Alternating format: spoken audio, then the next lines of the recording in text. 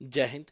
दोस्तों, आज हम हिंदी साहित्य की बात करेंगे और हिंदी साहित्य के खास करके काव्य लाइन आदिकाल का, भक्ति काल का, रीति काल का याद रखना बहुत ही मुश्किल होता है।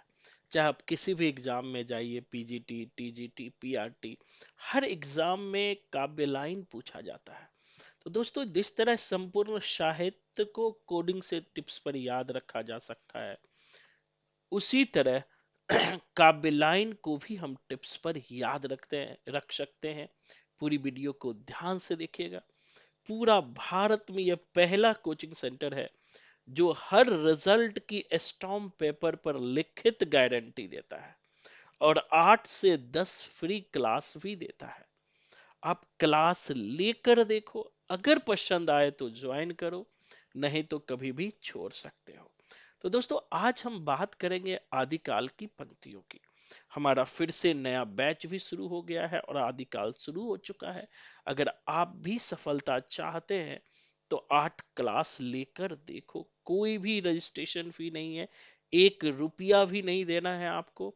बस डिस्क्रिप्शन में मेरा नंबर दिया हुआ है, वहां से लेना है और नाम और एड्रेस के साथ मैसेज छोड़ देना है और आपको क्लास मिलना शुरू हो जाएगा। देखिए, हम आदिकालीन पंक्तियों को किस तरह सेकंडों में याद कर सकते हैं। जैसे एक लाइन है सरहप्पा की, पंडित सल सत बखानहि, दीह ही रुद्र वसंत न जानहि। इसको कैसे याद करेंगे कि देखो, यहाँ ये सरहप्पा का लाइन है, तो यहाँ कई पंडित सल है ना, तो कोडिंग कर लेंगे सरहप्पा। पंडित सल है तो सरहप्पा की लाइन है। इसी तरह जही मन पवन न संचरई, तो यहाँ संचरई है तो फिर ये सरहप्पा का लाइन है। जही मन पवन न संचरई, जब सल है तो भी संचरई है और संचरई है तो भी सरहप्पा का लाइन है। अब देखो, घोर अधारे चंद्रमणि जिमी उज्जई करई। अब इस लाइन को कैसे कोडिंग से याद करेंगे? घोर अधारे। अब घोर अधारे, इसको कोडिंग करेंगे जब घोर में, घर में घोर अंधेरा होता है तो पप्पा को कहते हैं दीप जला दो। पप्पा मतलब सरापा। और यहां से कोडिंग लेंगे कि जब घर में घोर अंधेरा होता है तो हम पप्पा को बोलते हैं। घोर अंधेरा होता है तो हम किसको बोलते हैं? पप्पा, मतलब सरहप्पा। ये 3 लाइन सरहप्पा का बहुत इंपॉर्टेंट है। अब सरहप्पा कहते हैं कि इसको सिंपल तीनों को एक साथ कैसे कोडिंग से याद कर सकते हैं, तो वो भी ध्यान रखिएगा।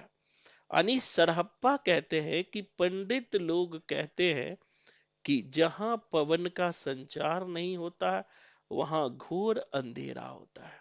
पंडित से पंडित सल हो गया। यानी कि सरहप्पा कहते हैं, कोडिंग करना, पंडित लोग, सरहप्पा के अनुसार पंडित लोग जो कहते हैं कि जहां पवन का संचार नहीं होता है वहां घोर अंधेरा होता है।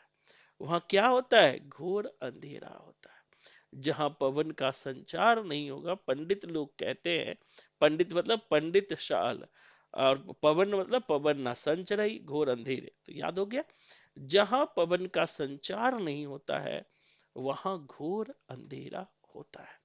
इसी तरह दोस्तों है, देखो, काया तरवर पंच बिडाला। ला है तो लुईपा का लाइन है।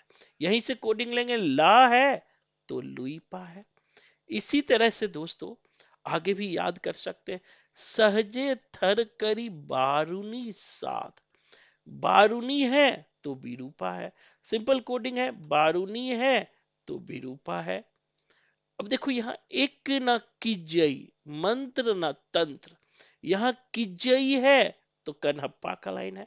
यही से कोड लेंगे, जीवन में नहीं भूलोगे अगर इस तरह ही याद रखोगे तो। किजई है तो कन्हप्पा का लाइन है। यहाँ देखो है, हालो डोम्भी तो पुछ भी सदभावे। ये भी कन्हप्पा का लाइन है। इन्हें कैसे क्या? तो बिहार में एक गाना प्रचलित हुआ था, हेलो कौन। कौन तो कन्हप्पा, हेलो कौन। यहाँ कोड लेंगे, हेलो डोमी तू कुछ भी सद्भावे, तो यहाँ से कोडिंग लेंगे, हेलो कौन। हालो कौन तो कन्हप्पा। हेलो कौन हम बोले, तो हेलो कौन तो कन्हप्पा बोले। तो हालों से कोडिंग कर लेंगे कन्हप्पा। अब कहता है कि भला हुआ जो मारिया पिए संग क्यों निषिद्धि। अब देखो ये हेमचंद्र का लाइन है, इनको कोडिंग कर देंगे हेमा मालिनी से। हेमा मालिनी से कहती है कि भला हुआ जो वह मारा गया क्योंकि वह अपने पति के संग निषिद्ध किया था, यानी पति के साथ जाने से मना कर दी थी। भला हुआ कि जो है मारी गई जो पति के संग जाने से मना कर दी थी, हो गया। भला हुआ जो है भला मारा गया जो पति के पिए संग निषिद्ध क्यों निषिद्ध, यानी पिया के संग में क्यों निषिद्ध की थी, इसीलिए मारी गई। तो दोस्तों इसी तरह हम संपूर्ण काव्य लाइन को भी कोडिंग के थ्रू टिप्स पर कर सकते हैं।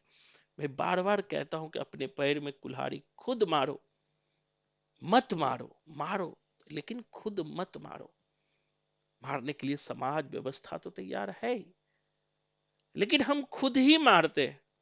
जिस एग्जाम को पास करने के लिए 6 महीना चाहिए उसमें 2 साल लगाते। क्यों? क्योंकि हमारी स्टेटसी नहीं होती है। मैं कहता हूं बस 8 क्लास लेकर देखो, अगर आपकी जिंदगी नहीं बदल गई, आपकी पढ़ने की आपकी सोच नहीं बदल गई, तो आप कभी भी क्लास छोड़ सकते हो बिना फीस दिए।